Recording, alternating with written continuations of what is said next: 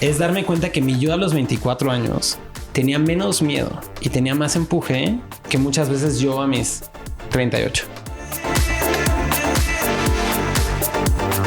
Este podcast es patrocinado por Latinx Tech Group, una comunidad global de fundadores de startups, ángeles inversionistas e inversores de capital de riesgo, Venture Capital, que están ayudando a través de actividades, programas para lanzar nuevos productos, desembarcar en nuevos mercados y ayudar a levantar capital. Fundada en Silicon Valley en 2021 por fundadores de startups e inversores, tienen más de 2,000 miembros en Estados Unidos y LATAM. Los miembros han recaudado más de 1.2 mil millones de dólares y están listos para seguir ayudando a que más emprendedores puedan lograr sus objetivos. Si quieres ser parte de esta comunidad, te dejamos el enlace al final de este capítulo. Recuerda seguir nuestra cuenta oficial en YouTube para que puedas disfrutar de todo nuestro contenido en audio y en video. 5, 4, 3, 2, 1, 0. All engine running. Dentro de los objetivos de este podcast es darle herramientas, ideas o motivaciones a mis 2 hijos, Matías y Macarena, para que tengan herramientas, material para su vida adulta. Y si de paso podemos motivar, inspirar o ayudar a algún emprendedor en LATAM, este podcast ya es todo un éxito. Hijos, en esta conversación con Santiago, quiero que aprecien el sentido de la cooperación. Creen un sistema que les permita entender cuáles son las cosas que sí o sí deben hacer en su vida para sentirse felices. Espero disfruten tanto la conversación como lo hice yo. Los quiere papá. Mis queridos Fundalovers, el día de hoy estoy muy emocionado por estar estrenando un nuevo formato. Estamos completamente en vivo con una gran locación. Estamos muy contentos de estar aquí con una gran vista a la Ciudad de México. Pero más que la vista, estoy supremamente emocionado por estar entrevistando el día de hoy a un amigo, a un inversionista, a un emprendedor, pero más que eso, a una excelente persona. Santiago Zavala, ¿cómo estás? Muy bien, ¿no? Muchísimas gracias por invitarme a esta charla. Estoy seguro que va a ser muy rica y muy buena, así que nada, muy feliz de estar aquí. Muchas gracias, Santi. Para los que no lo conocen, Santiago Zavala es el Global Managing Partner del fondo de Venture Capital 500 Global. Correcto. En efecto, llevo ahí ya 11 años en 500, así que ha sido un camino interesante. Me encanta arrancar las conversaciones con un tweet pitch de a qué te dedicas. Pues mira, yo hoy tengo el privilegio de trabajar con un grupo impresionante de personas que nos dedicamos, tenemos un fondo en Latinoamérica habla hispana donde invertimos en startups en etapa temprana y aparte de traer capital, los acompañamos sobre todo en esa primera etapa en ayudar a construir la empresa. Aparte de eso, pues hemos estado ahí construyendo algunas cosas divertidas alrededor del mundo del emprendimiento. Entonces estamos ahorita haciendo un agregador de noticias de startups en Latinoamérica habla hispana que se llama Descubre.bc. Hacemos algunos contenidos y algunas cosas de comunidad para unir a la comunidad de emprendimiento y internamente en 500 también desarrollamos tecnología para escalar nuestro negocio. Entonces hoy, pues después de todos estos años estoy involucrado con todo eso que te acabo de decir y entonces es muy divertido. En el portafolio hemos invertido en 300 empresas en Latinoamérica habla hispana. Me siento muy feliz y muy orgulloso de algunos de los casos de éxito que hemos podido ver de idea y literalmente a veces un par de personas. Ahora pues empresas con 500 a 1,000 empleados vendiendo más de $100 millones al año, habiendo levantado pues mucho capital, construido valor en sus industrias y me siento igualmente orgulloso de cada una de las otras empresas donde quizá no hemos tenido ese éxito y estamos luchando por tenerlo o incluso en las que fracasamos que termina siendo pues el conocimiento que hemos logrado adquirir de todo lo que no funciona, de entender que no siempre salen bien las cosas y que justo así es el mundo del emprendimiento, ¿no? Es un proceso de intentar muchas cosas, algunas funcionan, algunas no, pero como ecosistema en conjunto pues vamos pavimentando ese camino del emprendimiento. Completamente de acuerdo con lo que dices.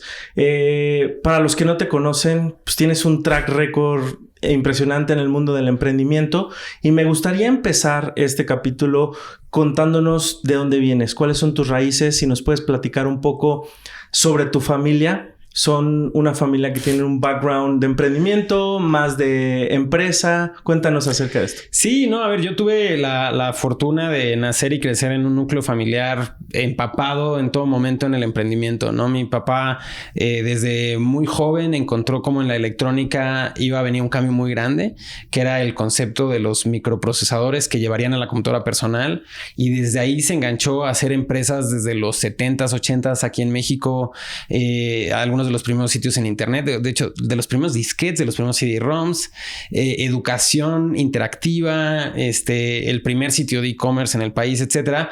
Entonces yo nazco y crezco en ese ecosistema familiar donde pues mi papá y mi mamá en conjunto habían estado viviendo lo difícil que era emprender en un momento donde no había, deja tu ecosistema, cultura, ¿no? O sea, como que era, oye, si estás emprendiendo es porque pues yo creo que no conseguiste chamba o algo estuvo mal, ¿no? Sí. Y entonces pues a mí me tocó vivir ese pulso, ¿no? De cuando las cosas iban bien, como pues las cosas se sentían muy emocionantes y todo era alegría, íbamos a construir con mucha entrega y mucho compromiso, pero también cuando las cosas iban mal, pues como eso termina impactando en todo, ¿no? Y impacta en el núcleo familiar, en las personas, en el estrés, en tener que lidiar con situaciones difíciles. Y entonces me tocó vivir eso, me tocó vivir también, pues desde muy chiquito aprendí a programar gracias a, pues que mi papá estaba ahí siempre tratando de enseñarnos a armar computadoras, jugar juegos en ellas, entender el internet. Y entonces pues emprendí desde muy chiquito y con mucho apoyo, ¿no? De decir, oye, anímate a tomar riesgos, a hacer cosas que quizá no hacen sentido para otras personas, pero pues quizá para este núcleo familiar sí. Mi hermano termina también muy cerca de todo esto. Estuvo en varias empresas, ahorita en Bitso. Mis papás siguen haciendo cosas de este estilo. Entonces, pues sí, siempre ha sido como esta onda de...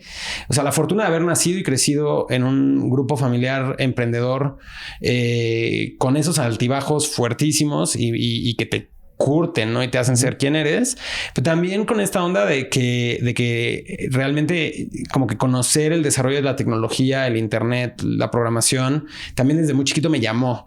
Entonces, pues sí vengo programando y poniendo cosas en internet desde el 99, ¿no? O sea, unos 25 añitos de estar haciendo emprendimiento digital que vamos, o sea, ha cambiado mucho. Incluso diría el mantenerse al día es una tarea constante todos los días, ¿no? Con la tecnología, con las plataformas, con el usuario, con la competencia, con todo. Entonces, pues sí, de ahí vengo y muy agradecido y muy afortunado. ¿Y cuál crees que fue ese momento en tu vida en donde tú te enganchaste a este mundo? Porque he entrevistado a personas que de repente tienen como estos dos caminos de decir, he vivido en un mundo emprendedor y quiero irme por el mundo corporativo porque pues ya sé los altibajos, como bien lo mencionas, ya sé estos up and down y quiero irme por el otro camino. ¿Tú en qué momento dices, pues lo mío es esto y no voy a explorar, pues meterme tal vez a un gran corporate y quedarme ahí estable por muchos años y bla, bla, bla? Claro, es raro porque como pues ha sido una decisión de seguir por ese camino, ha sido diario, ¿no? El que ha sido obvio, el ir para adelante, el seguir probando cosas. Verdaderamente yo no siento que haya tenido un gran éxito todavía, pero puedo ver que cada una de las cosas que hice como que han sido cada vez más grandes, ¿no? Y entonces como que ha sido como este proceso. Yo me acuerdo muy bien, así de las primeras cosas que puse en internet fue un foro, ¿no? Y empezó a crecer muchísimo porque pues el internet era otro internet, era un internet donde no te atrevías a poner tu nombre, no subirías una foto, no interactuabas con tus amigos, interactuabas con gente desconocida, con ni siquiera nombres, ¿no? Sino nicknames, ¿no? Sí, sí. Y era en videojuegos, en chatrooms, en foros. Y entonces puse este foro que empezó a tener muchísimas visitas. Fue una experiencia muy padre. O sea, yo tenía 14, 15, 16 años y creé una comunidad de literalmente decenas de miles de personas en México que generó millones de visitas. Nunca lo vi como un emprendimiento, realmente era más como algo de comunidad y de hobby y otras cosas, pero pues eso termina fracasando cuando tratamos de hacerlo una revista impresa. Y aprendí muchísimo de todo lo que no deberías de hacer manejando una comunidad, manejando un equipo de voluntarios, tratando de hacer print. Creo que fue un error ir en contra del trend, ¿no? El trend era digitalizarse y nosotros estábamos yendo hacia el otro lado porque los anunciantes estaban todavía en el print, ¿no? Y luego de ahí, pues hice mucho desarrollo y freelancing y cada una de las cosas de freelancing que hice, pues fueron saliendo y modificándose.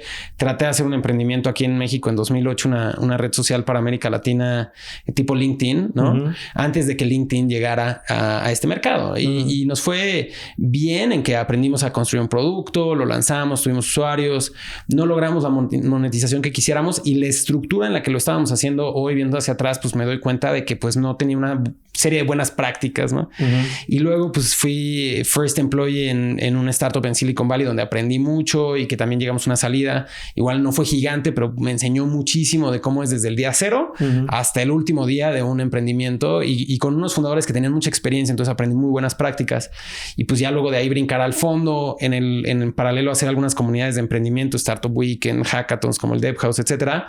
Entonces como que para mí, digo, un poco respondiendo a la pregunta en vez de narrar la cronología, como que siempre ha sido obvio que tuve este increíble pues, suerte de tener esas oportunidades y no querer desaprovecharlas, ¿no? Incluso hasta sentir un FOMO, ¿no? De decir, oye, es que yo sé que el internet y las aplicaciones móviles van a cambiar todo. ¿Cómo lo aprovecho de la mejor manera? Y hasta cierto punto un poco por eso termino del lado del inversionista con un portafolio diversificado, porque yo no me imaginaba diciendo, híjole, de todas las cosas que van a cambiar con todas estas tecnologías, ¿cómo elijo una sola? Y entonces pues yo me siento también muy agradecido, muy privilegiado de tener esta oportunidad de hoy poder ver pues a través de 300 ventanitas pues qué pasa en diferentes industrias y que cada una pues nos va enseñando del cliente, de la oportunidad, de otros problemas, de otras necesidades, de donde quizá llegamos muy temprano y pues no funcionó la empresa, pero quizá me queda una intuición de que en el futuro podría funcionar, ¿no?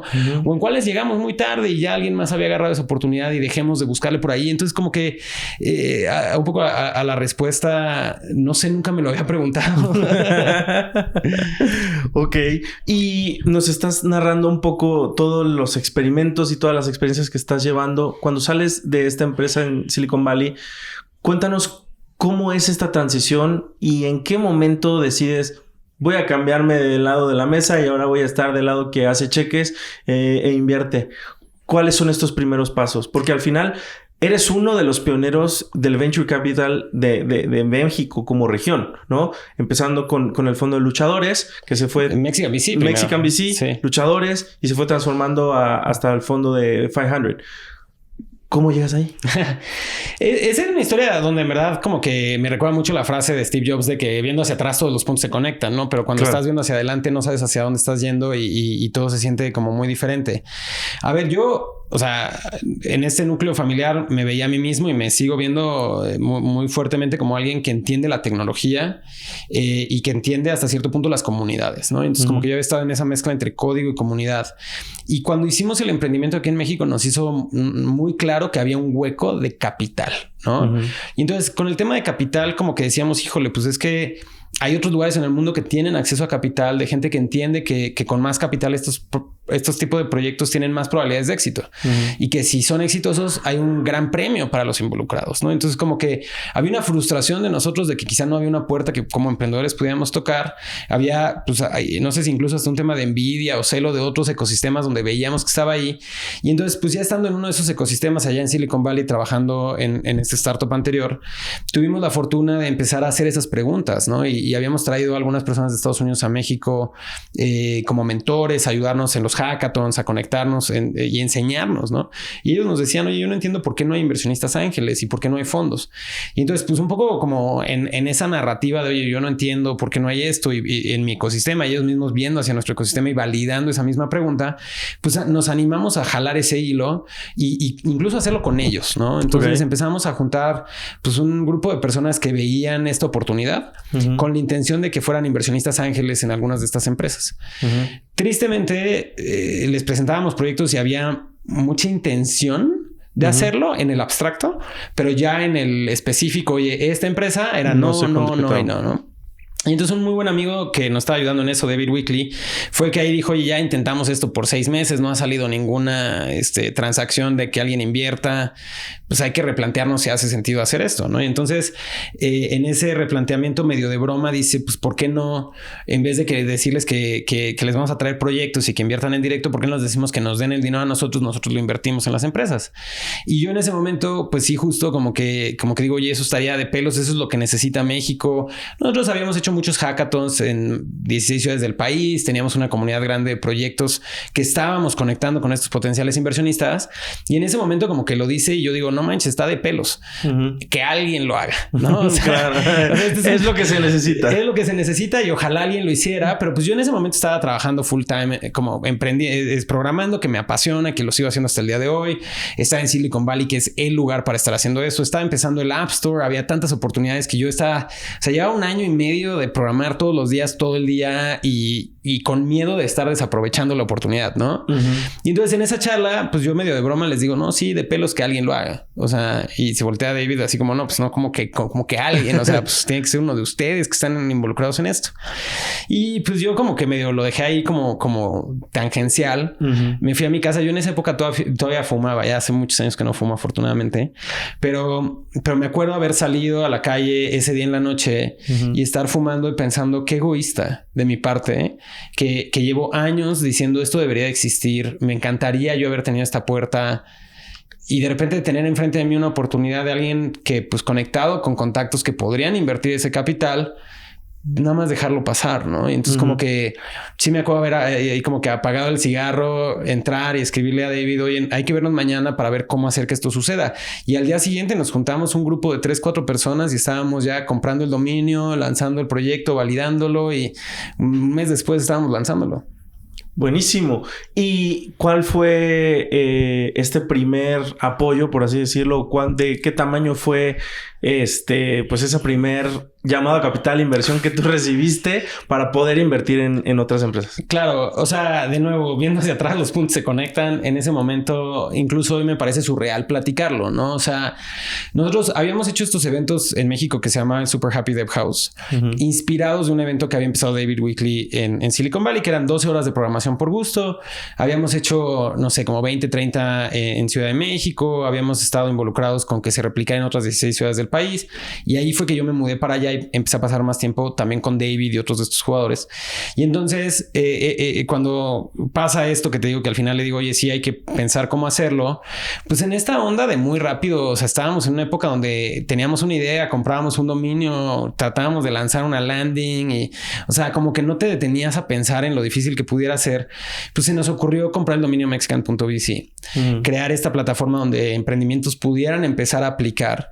Y la idea era pues mandar un correo diciendo, oigan, vamos a empezar en algún momento un fondo, queremos saber el tipo de proyectos que pues, están allá afuera, en el proceso tratar de conseguir el capital y ver cómo eso se iba a dar, ¿no? O sea, no teníamos un plan ni nada por el estilo.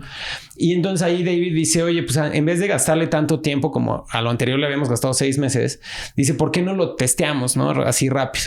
Y entonces le mando un correo al equipo fundador de 500 preguntando como, oigan, tengo 2 hackers mexicanos que quieren empezar un fondo. ¿Les interesaría?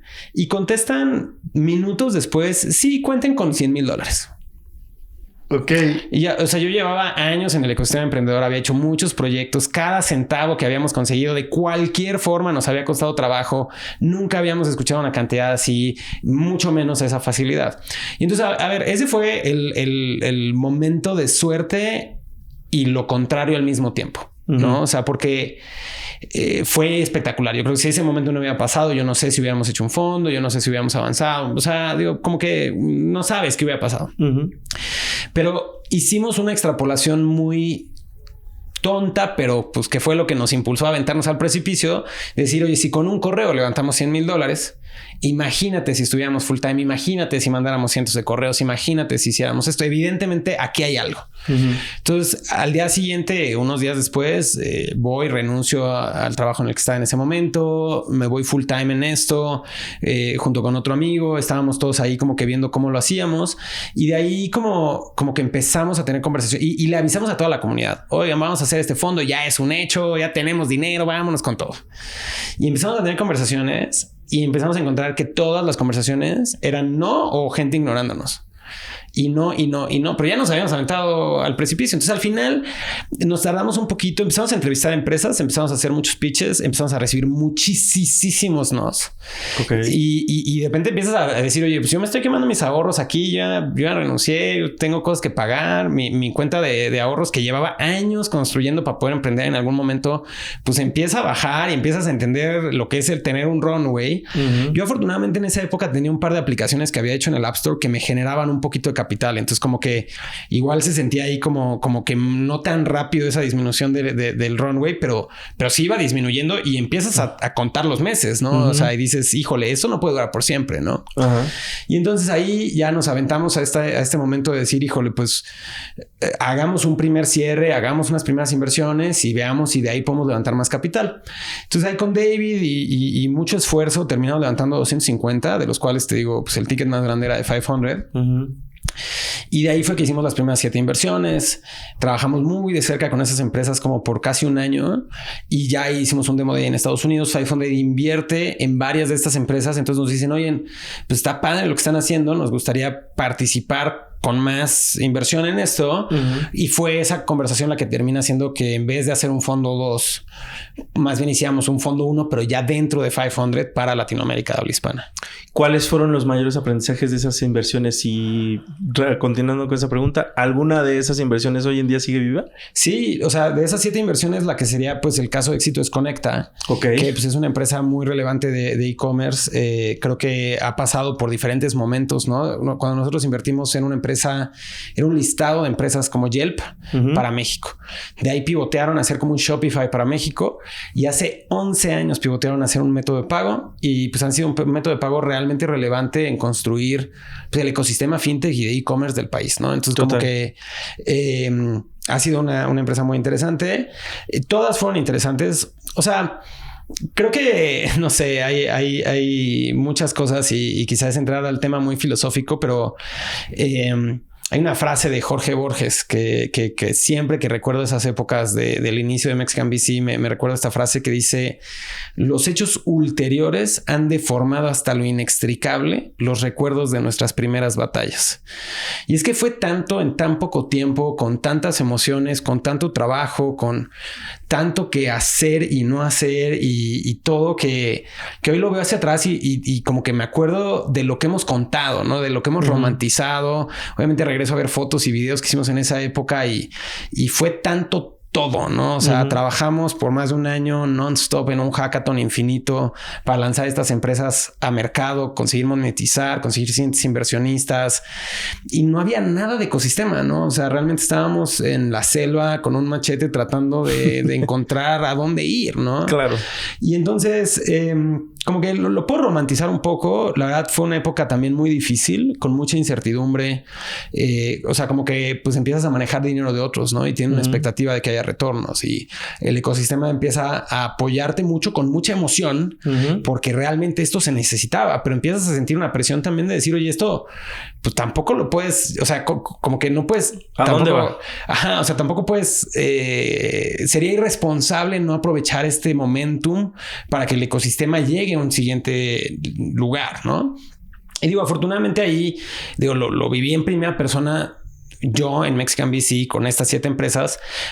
Muchas otras personas lo estaban viviendo desde su propia trinchera en otros lugares, ¿no? Y entonces estábamos viendo ahí, pues obviamente, digo, Alta Ventures, Angel Ventures, que ahorita está celebrando justo sus 15 años. Estaba ahí la gente de Bariv, que luego fue Cometa. La gente que hoy es Wolf, que antes fue Jaguar, que antes quizás estaban invirtiendo como ángeles. Entonces, como que había todo este grupo. Estaba también OLVP en esa época, empezando desde Venture Institute también ahí a crearse.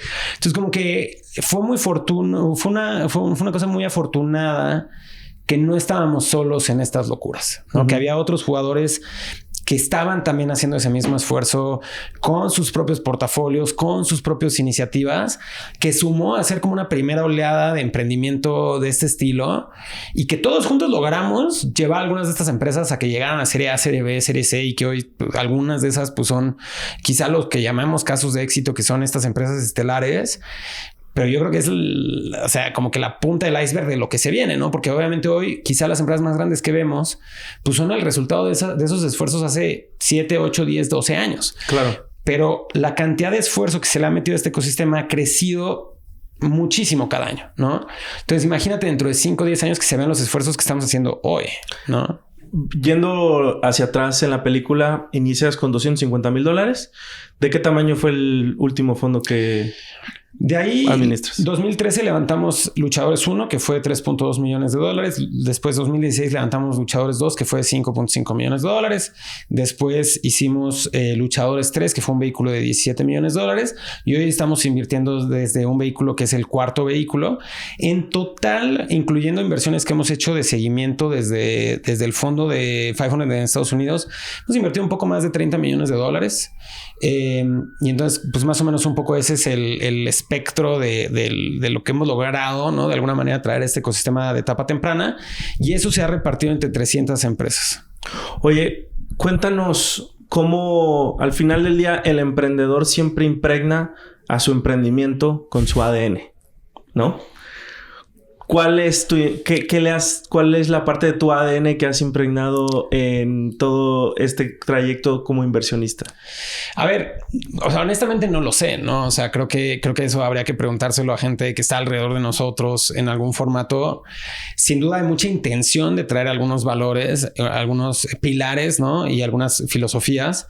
Para mí, hace rato te decía 3 Cs, ¿no? Que es el código, la comunidad y el capital. Creo que son factores bien estructurales. Creo que agregarle contenido a eso es algo que me gustaría, y digo, qué padre que hoy estamos grabando esto y ojalá hubiera mucho más, porque es a través del contenido que verdaderamente vamos plasmando lo que vamos aprendiendo para que otras personas se puedan inspirar de la misma manera que nosotros nos hemos inspirado de otros, ¿no? Uh-huh. Yo no estaría haciendo lo que estoy haciendo hoy si no hubiera leído Hackers and Painters de Paul Graham, ¿no? Que después hizo YC, uh-huh, y es impresionante. No podría estar haciendo esto si no hubiera leído algunos de los escritos ahí de Brad Feld, que hizo Foundry y que luego también estuvieron involucrados con Techstars. No podría estar haciendo esto si no hubiera entendido pues muchas de las cosas como LAR Metrics, ¿no? Que 500 justo cuando estábamos empezando a trabajar con ellos estaban empezando a posicionar como una herramienta allá afuera. Y entonces a mí me encanta que haya contenido en español, que lo compartamos, que nos inspiremos entre nosotros.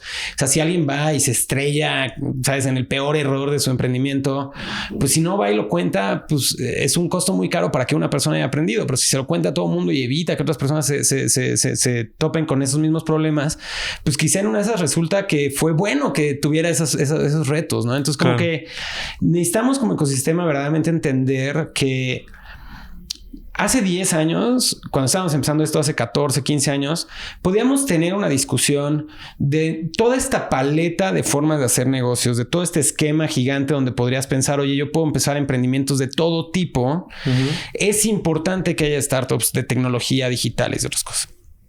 Fast forward al día de hoy, con lo que vemos que el software se ha comido el mundo y vemos lo que viene con inteligencia artificial, un ecosistema, una economía, un país, una ciudad que no sea capaz de generar este tipo de empresas, no va a ser capaz de generar ningún tipo de empresas. Y si no puedes generar empresas, pues te vuelves un mercado, no generas valor, ¿no? Sí, entonces, no hay desarrollo. ¿Cómo generas empleo? ¿Cómo generas valor? ¿Cómo generas una economía que haga sentido? Entonces, o sea, verdaderamente es importantísimo que Latinoamérica sea capaz de construir empresas competitivas a nivel mundial, que generen valor, incluso que lleven lo que es Latinoamérica al mundo, ¿no? Entonces, como que yo creo que cuando piensas un poco en el ADN que yo estoy tratando de traer, está en esos 4 pilares. Código es igual de importante, ¿no? O sea, creo que ha sido ridículo para mí transitar por 13, 14 años del ecosistema de Venture Capital y que sea raro que yo soy el que programa en el mundo de la inversión. Uh-huh. Cuando yo pienso que si fueras un fondo de infraestructura que hace, no sé, hospitales o que hace edificios o que hace plantas eléctricas o lo que sea, seguro los equipos que evalúan los proyectos de infraestructura de todo esto tienen gente muy experta que sabe hacer esos proyectos, sabe evaluarlos, ¿no? Uh-huh. Entiende lo que es fácil, lo que es difícil, los presupuestos, las velocidades, los retos. Sí. Y entonces como que siento que el lado de código es bien importante que como emprendedores y como inversionistas entendamos que esos son los tabiques con los que construimos. Ya. ¿No? O sea... Claro. Así como mencionaste, me siento ahorita con la responsabilidad, teniendo a uno de los mejores VCs del país, preguntarte para toda la gente que escucha el podcast y de repente se plantea, quiero emprender, pero que no tiene estos pilares o no tiene estos first steps. ¿Cuáles serían tus recomendaciones de estos son como los 5 pilares que he descubierto a lo largo de mi carrera trabajando con muchos emprendedores, muchos exitosos? Estas son las 5 cosas que un emprendedor debe de, si no tiene, por lo menos tratar de tener o desarrollar? ¿Cuáles serían? Y no sé si son 5, son 15, son 20, pero no nos da el podcast para que nos cuenten todo, ¿no? O sea, a ver, definitivamente hay cosas que tienen y tenemos algunas de las personas en el ecosistema que siento que son patrones que ayudan a que las cosas sucedan. Correcto. ¿No? Y entonces, o sea, lo primero que hay que entender es que cuando tú estás emprendiendo, lo que estás tratando es de crear un camino nuevo, ¿no? Ir a hacer algo que nadie más ha hecho. Puede ser un proyecto, una idea, un evento, una comunidad, una app, lo que sea, ¿no? Un podcast. Y entonces, como tú eres el líder de eso, tú eres la persona que está proponiéndole al mercado y al mundo que esto exista, la única persona que va a empujar eso hasta que sea un mega ultra éxito eres tú, ¿no? Correcto. Y entonces, cuando tú lo ves de esa manera, pues ¿cuál es una de las primeras responsabilidades que tiene un emprendedor? Ser esa persona que empuja a que las cosas pasen, ¿no? Entonces, cuando yo escucho a alguien que dice, oye, quiero emprender, pero quiero que tú o alguien más me resuelva mis problemas para yo poder dar el siguiente paso, como que ahí ya enseguida me resuena que algo está roto, claro, ¿no? O sea, tú deberías de, como emprendedor, como emprendedora, decir, oye, yo quiero que esto pase, yo soy la persona que tiene que hacer que suceda. Si hay cosas a mi alrededor que podría traer a que me ayuden, pero yo tengo que ser la persona que está mostrando que esto va a ir hacia adelante todos los días. Y va a ir hacia adelante medio micromilímetro hoy, pero va a ir para adelante todos los días, ¿no? Entonces, como que siento que ese empuje, esas ganas de decir, no me puedo quedar quieto, tengo que pensar cuál es el siguiente paso y todo el tiempo estar empujando, aunque sea una piedra que no se mueve. Pero empujando, ¿no? Entonces, lo primero, definitivamente tienes que estar empujando todos los días, en todo momento, y ser la persona que entiende que este proyecto no se va a mover, sino porque tú lo estás empujando, ¿no? Entonces eso es un empuje que conforme uno va emprendiendo más y más y más y más, pues te das cuenta de que la gente lo describe como que hay grandes emprendedores y emprendedoras que son capaces de caminar a través de paredes, ¿no? Dicen en inglés walk through walls, ¿no?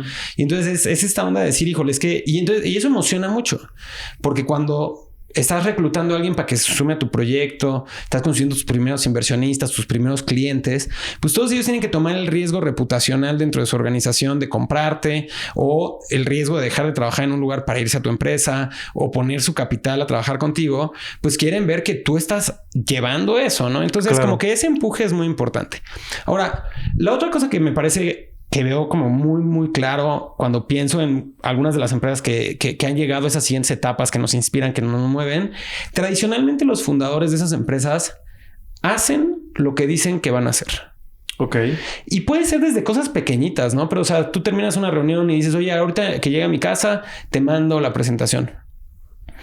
Y no pasa en una semana. Y 2 semanas después no tengo la presentación. Híjole, o sea... Claro. Algo tan pequeñito, ¿no? O sea, si no estás siendo capaz de darle follow up a algo pequeño, ¿cómo sé que le vas a dar follow up a algo grande? ¿No? Entonces, como que ahí también, como que en ese... Y ahora, pues obviamente va a haber gente que va a escuchar esto y dice, no, a ver, si yo te digo que quiero vender tanto y no lo logro, pues, o sea, qué mal consejo sean si dices, oye, la gente exitosa es la que logra el éxito. No, a lo que me refiero con eso es que incluso cuando no logran lo que intentaron, hicieron lo que dijeron que iban a hacer, y aunque no hayan conseguido el éxito que querían, regresan contigo y te dicen, mira, yo hice A, B y C. Pensaba que con eso iba a lograr esto. No lo logré. Hice lo que te dije que iba a hacer. Aprendí esto y ahora voy a hacer esto otro, ¿no? Y entonces eso tiene que ver también con la humildad de reconocer lo que no sabes, lo que salió mal, verlo de frente. O sea, como que hay mucho ahí de eso, ¿no? Creo que también hay una serie de otros temas alrededor del emprendimiento digital en específico, donde sí creo que es raro que alguien que no sabe construir producto digital y no sabe vender a través de canales digitales, rara vez construye un producto digital que se vende a través de canales digitales, ¿no? Entonces, o sea, sí hay un tema de experiencia en el craft, ¿no? En el oficio. O sea, ¿quiénes son las personas que hacen grandes productos digitales? Pues los que llevan años haciendo productos digitales y empezaron haciendo productos digitales no tan buenos y al contrario muy malos y fueron haciéndose mejores, y es ese camino, o sea, pues de cualquier otro oficio, ¿no? Y vender en línea es lo mismo. O sea, vender en línea, conseguir la atención de la gente, ya sea por canales orgánicos o pagados, es quebrarse la cabeza, es tener experiencia, es saber comunicar, es 1000 cosas, ¿no? Entonces, como que sí creo que también a veces pensamos mucho en el founder, en el líder, en la innovación, en los modelos de negocios, en la propuesta de valor, pero tú puedes tener todo eso perfecto. Y si tienes un producto que no es capaz de lograr eso, generar ese valor, pues no sirve de nada, ¿no? Entonces, creo que también hay un tema ahí de pasar, pues ahora sí que las horas, ¿no? O sea, aprendiendo a hacer producto digital y a vender a través de canales digitales, que es fundamental si quieres emprender de este estilo, ¿no? Quizá la última cosa que diría, como para, no sé si fueron 3, 4 ahorita y acabarlo en los 5, como decías, creo que en general el manejo de emociones también es bien importante. Ok. O sea, la resiliencia que uno necesita para poder decir, oye, no sé, regresamos al caso de Conecta que platicábamos ahorita. O sea, pivoteó a pagos hace 11 años. Hoy le vende a FEMSAS la parte de OxxoPay y está pues en una nueva página 11 años después. Imagínate la resiliencia que tiene que tener alguien para evolucionar de esa manera, ¿no? Nosotros mismos, o sea, llevamos todo este tiempo y seguimos todos los días teniendo que reinventarnos, que ser competitivos, que construir, que hacer, que aprender. Y evidentemente muchas cosas nos han salido mal, ¿no? Y cómo reaccionas cuando las cosas salen bien, cómo reaccionas cuando las cosas salen mal, ambos muy importantes para saber si vas a tener la resiliencia, ¿no? O sea, está el meme ¿no? Del que está celebrando, muerde la medalla, hace no sé qué tanto y es el que está en tercer lugar, ¿no? Claro. Y también, o sea, si tú te levantas un día y todo está mal y dejas que eso te detenga y pierdas el empuje, pues ya ahí perdiste el empuje. Entonces es muy triste porque el consejo que alguna vez me dieron es que tienes que reducir la amplitud. ¿No? Y entonces que los éxitos no los sientas, que no te dejes que te suban tanto los éxitos como para que pierdas el suelo y no dejes que los fracasos te hundan tanto como para que ya no te puedas levantar tan fácil.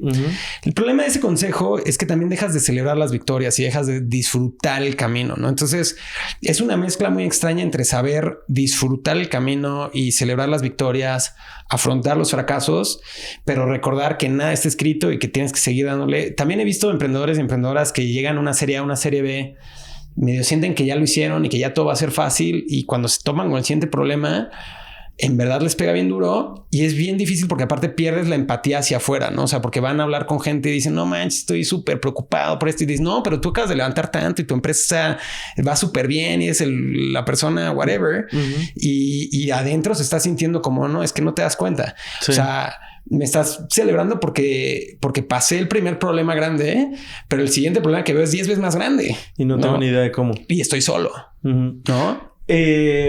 Encaminamos el podcast al cierre y quiero pasarme al lado personal. Me encantan muchos temas. Voy a hacerte una pregunta muy específica solo por curiosidad y la otra va en sentido a... Hablabas de la estabilidad emocional, del cuidado mental. Hoy en día creo que es algo fundamental, no solo para un emprendedor, sino para todos los seres humanos. Cuéntanos qué consejos o qué estás haciendo tú para cuidar tu salud mental. Son muchas cosas. O sea, a ver, una de las cosas que he sido capaz de generar alrededor de mí es esta como concepción de que soy alguien muy disciplinado porque tengo un sistema, ¿no? Y entonces como que ese sistema es el que me ayuda a mí a tener esa paz mental, como que centrarme. Y es una mezcla de muchas cosas, ¿no? O sea, el primer cajón que si no lo tienes, siento que ya de ahí te estás poniendo en una situación muy complicada. Tienes que dormir bien. Tienes que comer bien. ¿Cuántas horas tienes duermes? Que hacer ejercicio. Eso varía persona a persona y lo que he leído que deberías de hacer es por una temporada de 1, 2, 3 semanas no poner despertador y no tener algo en la mañana y dejar que tu cuerpo duerma el tiempo que tenga que dormir. Después de 1 o 2 semanas como que empiezas a ver que hay una regulación y ese es el tiempo que tienes que dormir. Yo duermo como 8 horas 15 más o menos. Y trato de hacer eso muy religiosamente. Trato de hacer mucho ejercicio, trato de comer bien.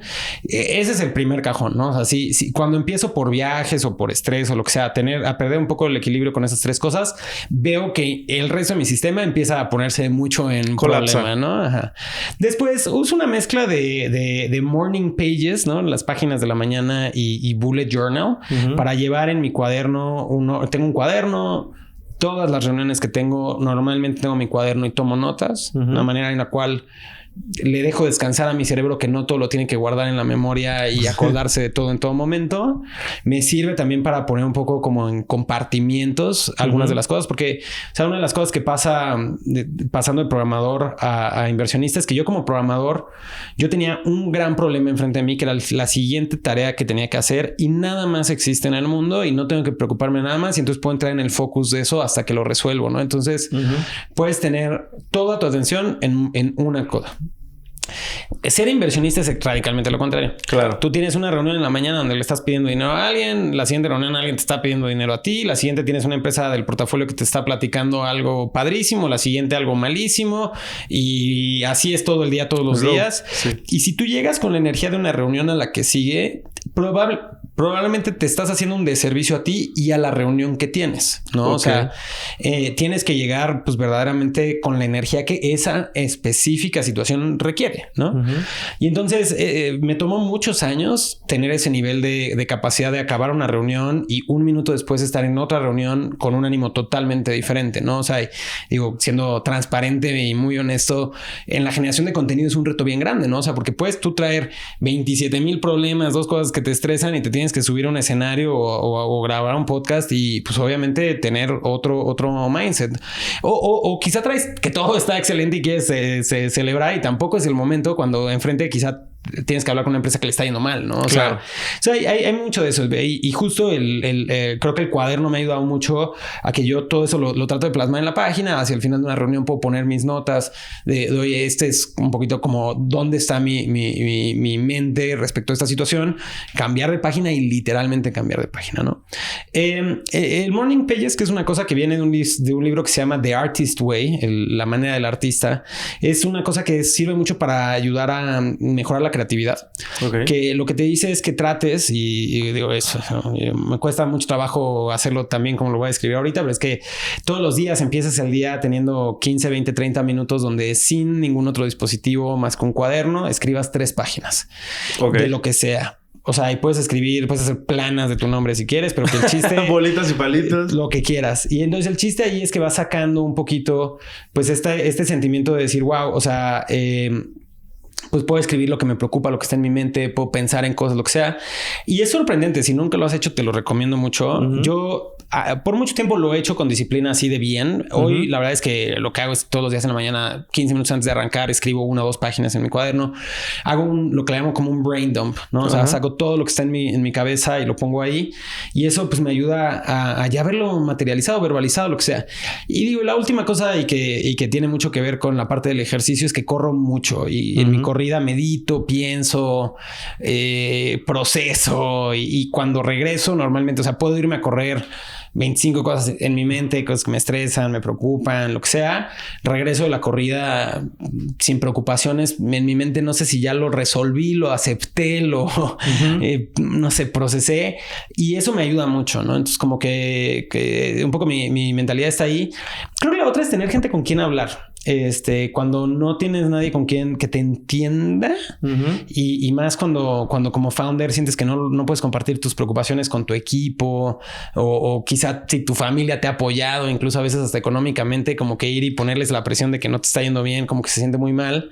Entonces tener un par de personas, yo le recomiendo a todo el mundo que encuentre si pueden ser otros founders o otras personas, pero con que constantemente puedas tener una charla pues donde te sales de tu contexto, lo volteas a ver desde otro punto de vista, ¿no? Y hasta a veces te atreves a reírte un poquito de ti mismo. O sea, como que creo que es muy saludable. Ya. Oye, ¿y cuáles son esos hábitos únicos? No es que le iba a decir raros, pero pues únicos que tienes. Hábitos raros. Pues a ver, o sea, lo raro yo siento es como esta obsesión que tengo de no dejar de programar y entonces trato de verdad de programar. Es más, digo, aquí siempre lo tengo a la mano en mi home screen. No he estado muy bien las últimas semanas, pero mira, esos son mis commits de GitHub. Ok. En cuadritos verdes. Ahorita se ve como la mitad, ¿no? Debería estar más verde. Medir todo. Me gusta medir todo. O sea, sé mi peso, qué comí, qué tomé, cuánto corrí, si toqué guitarra o bailé. Yo creo que todos los días por los últimos 6 meses sé esos datos. ¿En serio? Sí. ¿Y para qué? Pues es una manera que me sirve a mí para mantenerme dentro de ese... O sea, ahorita platicábamos de cómo este sistema lo que está tratando de hacerme es mantenerme en ese momento de salud mental donde me siento muy bien y muy productivo, creativo, capaz de ser productivo con mi equipo, con las empresas, con nuestros inversionistas, etcétera. Entonces, mido muchas de esas cosas porque quiero saber si no me estoy sintiendo bien, qué está fuera de lo normal y ver si regresar eso a lo normal me ayuda, ¿no? Como parametrizar cosas para saber, hay un tablero de control. Exacto, ¿no? Y puedo ver, o sea, literalmente puedo ver cómo mi estatus mental cuando dejo de hacer ejercicio, cuando dejo de dormir bien, cuando no sé, me desvelo y salí de fiesta y me tomé una chela más, o sea, como que empiezas a ver cómo se va deteriorando y tener lo contrario es muy bueno, ¿no? O sea, el poder tener como consistente con números, soy una persona muy analítica, evidentemente, que me dice, mira, o sea, si haces esas cosas te sientes bien, claro, las debería hacer. O sea, sí. Oye, ¿y por qué coleccionas jabones? A ver, no sé si colecciono jabones. Me gustan mucho los jabones y por eso mucha gente me regala jabones y tiendo a usarlos más lento de lo que me los regalan. También hago jabones y entonces eso también hace que tenga un inventario de jabones. Me gusta crear cosas, ¿no? Entonces cualquier cosa que yo pueda transformar con la mente, con las manos, con código, con lo que sea, me gusta la serigrafía, me gusta la música, me gusta escribir, me gusta hacer video y audio y jabones, entre otras cosas. También he hecho tapetes, por ejemplo. Me gusta mucho porque, o sea, a ver, tú tomas aceite, sosa cáustica y agua y haces jabones sólidos a través de un proceso de saponificación.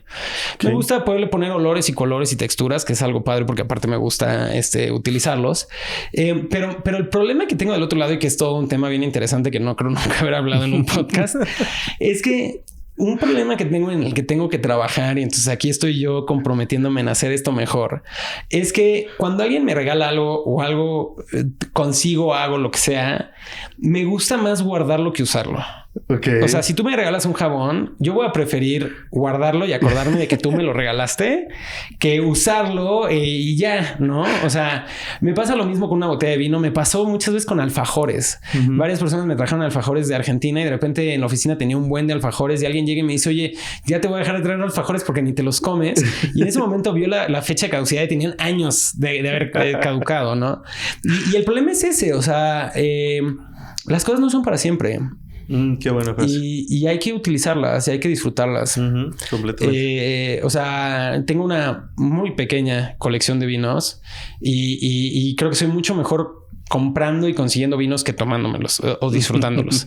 Y el problema de eso es que, pues en verdad, ¿para qué los guardas? Sino para disfrutarlos, ¿no? Entonces tengo que aprender a disfrutar esas cosas más. Como que no sé, como que hay una parte de mí que disfruta tanto el tener esa conexión con que alguien me lo regaló, que significa algo para mí, que no sé, los jabones que los hicimos en tal día, con tales ingredientes, lo que sea, pero pues los hiciste y los tienes para usarlos. Claro, ¿no? para que terminen. Me encantó la frase que dijiste, nada es para siempre. Concuerdo con ella, creo que me identifico mucho. He pasado por un proceso de entendimiento de esta frase y me gustaría que nos cuentes tú, en tus palabras y en tu definición y hacia ti, ¿qué es el éxito? Yo creo que el éxito es el camino, ¿no? O sea, el sentirte orgulloso con lo que haces, el que te llene, el que te motive. Creo que si mides el éxito, o sea, como todo, ¿no? Está esta onda entre la diferencia entre una meta y un sistema, ¿no? Y entonces si yo digo, híjole, mi meta es tener una startup que venda tanto, o correr un maratón, o no sé, lograr ahorrar tanto, o lo que fuera.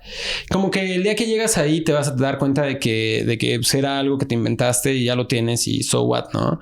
Pero si tú te pones la meta de decir, oye, mi meta es tener un sistema que me haga ser un emprendedor, una emprendedora pues sabes, replicar la posibilidad de replicarlo muchas veces. Claro, con una serie de capacidades, que tiene un cierto network, que tiene ciertos conocimientos, que tiene ciertas capacidades y que consistentemente logra ciertas situaciones que quieres lograr. Pues ese sistema para mí es más importante tener la máquina que hace el resultado que el resultado en sí, ¿no? Entonces, por eso es que para mí, yo creo que el éxito es construir alrededor de ti, pues una vida que verdaderamente te haga sentir pleno, ¿no? Que estás generando el impacto que quieres generar, que estás logrando, que quizá como side effect de ese sistema que tienes, de esa constancia de cómo vives la vida, quizá eso genera que te lleguen esas otras cosas más externas, ¿no? Que quizá a veces sería lo que atribuiríamos al éxito. Entonces sí, yo creo que para mí, como que cuando yo pienso ya en lo más personal, ¿no? O sea, ¿por qué hago esto? ¿No? Exacto.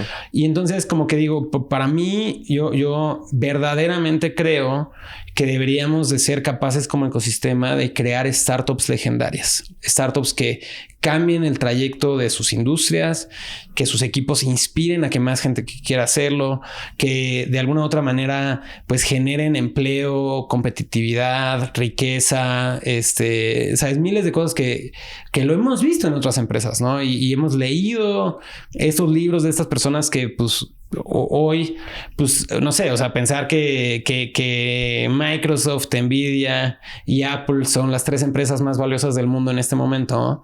Y pensar que las 3, pues la generación anterior a nosotros las construyeron, ¿no? O sea, alguien se despertó un día y dijo, yo voy a hacer una computadora personal así, con software así, lo voy a cobrar así, y esas 3 empresas están ahí.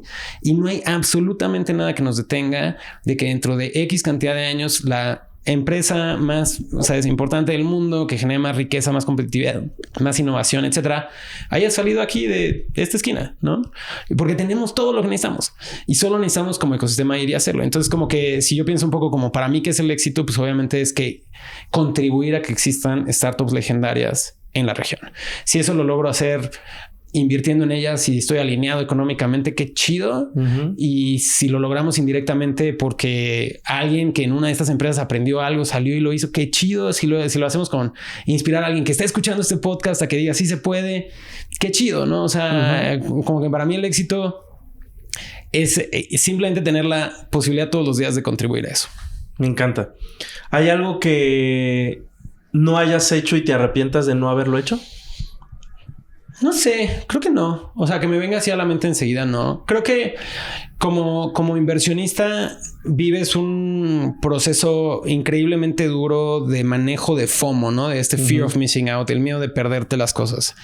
Y sí hay varios de los unicornios latinoamericanos en los que pudimos haber tenido la oportunidad de invertir. Algunos más directamente, o sea, de que escuchamos el pitch y literalmente dijimos que no. Otros que quizá pues ni nos acercamos a tener esa oportunidad, que yo creo que es peor, ¿eh? O sea, yo creo que es peor la que ni tuviste la oportunidad que la que sí, pero se siente más cercana a la que sí. Entonces creo que quizás si me hubieras preguntado hace unos años hubiera dicho, híjole, pues no haber puesto un ticket de Nesta ese día que nos reunimos con el founder y luego como que dices, híjole, pero a ver, o sea, nadie tiene un track record de pegarle a todas y afortunadamente sí hemos tenido la capacidad de participar en unas que han tenido mucho éxito y obviamente hemos aprendido de todas las demás.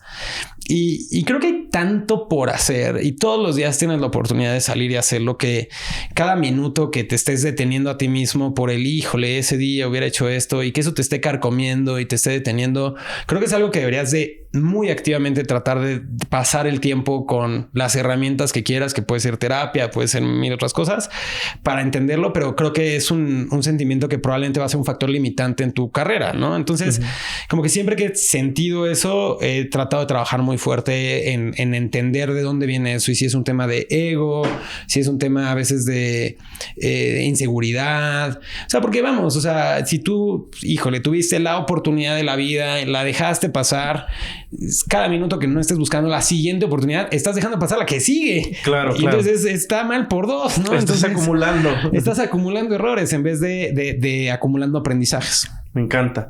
Última pregunta, San. ¿A dónde vas con el TikTok? A ver, no sé. A ver, digo, el contexto de la pregunta, pues es que hace muchos años, hace 6, 7, 8 años, estuve haciendo un videoblog diario. Ok. Me sentí muy feliz haciendo contenido en esa época. Y antes había hecho contenido en el foro y en otros momentos. Y nunca he logrado, o sea, como que generar contenido me ha gustado mucho. He logrado generar contenido que yo creo que a una audiencia le resuene, pero nunca he logrado tener una estrategia donde eso termine siendo un verdadero motor de crecimiento alineado con el resto de lo que estamos haciendo, ¿no? Entonces, por muchos años dejé de hacer contenido en parte como para decir, híjole, es que esto del fondo, o sea, tengo que dedicarle pues toda mi atención, ¿no?